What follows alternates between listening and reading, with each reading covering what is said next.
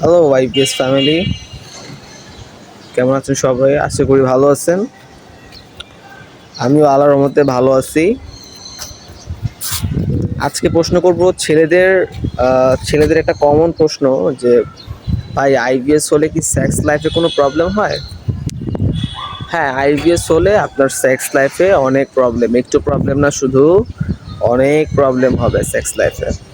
কারণ আইবিএস যখন হয় তখন আপনার যে অটোনোভাস নার্ভাস সিস্টেম, এটা ঠিক থাকে না। তা আমাদের বডিতে যে কাজগুলো অটোমেটিক হয় আমরা জানি, সেই কাজগুলো করে হচ্ছে অটোনোভাস নার্ভাস সিস্টেম। তো আইবিএসের পেশেন্ট যখন আইবিএসে ভোগে তখন তাদের অটোনোভাস নার্ভাস সিস্টেমে প্রবলেম হয়। তো অটোনোভাস নার্ভাস সিস্টেমে যখন প্রবলেম হয় তখন হচ্ছে তাদের ডাইজেশন, তাদের অ্যাপিটাইট মানে ক্ষুধা, তাদের স্লিপ সার্কেল এগুলো নষ্ট হয়ে যায়।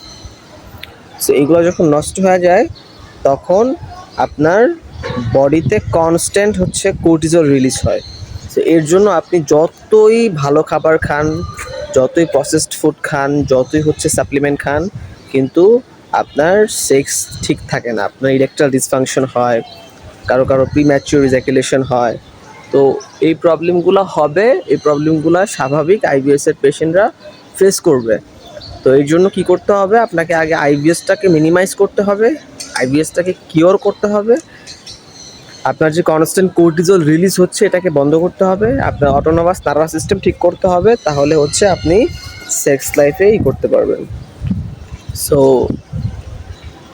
যদি দেখাইতেই হয় ডক্টর, সাইকিয়াট্রিস্ট দেখাবেন অথবা আমার সাথে কন্ট্যাক্ট করবেন, কারণ আমি তো আইবিএসে ভুগছি, আমি আসলে বুঝি ব্যাপারটা।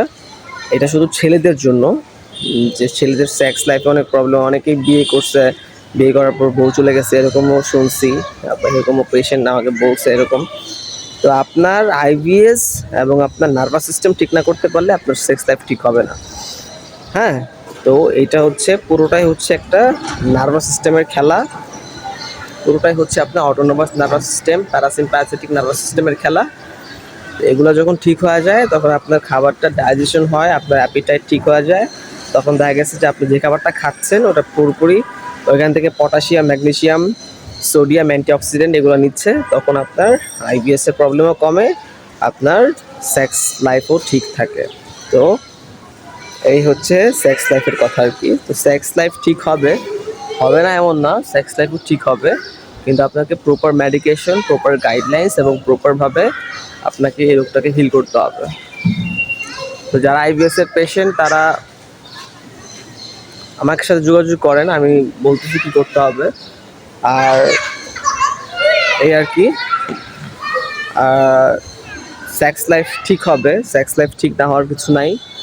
আপনি ভাবতেছেন যে আপনি সেক্স লাইফ আপনার একদম নষ্ট হয়ে গেছে, এটা আর জীবনে ঠিক হবে না, না এমন কিছু না, এটা ঠিক হবে, কিন্তু আপনাকে একটু স্ট্রাগল করতে হবে,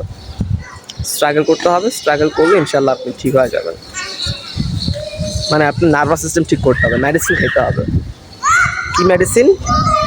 এটা হতে পারে anti depression, antipsychotic, anti anxiety medicine, এখানে অনেক ধরনের ক্যাটাগরি আছে। এগুলো প্রত্যেকটা পেশেন্টের সিমটমস, হাইট, ওয়েট এগুলো ম্যানেজমেন্ট করে মেডিসিন খাইতে হয় আর কি, ঠিক আছে?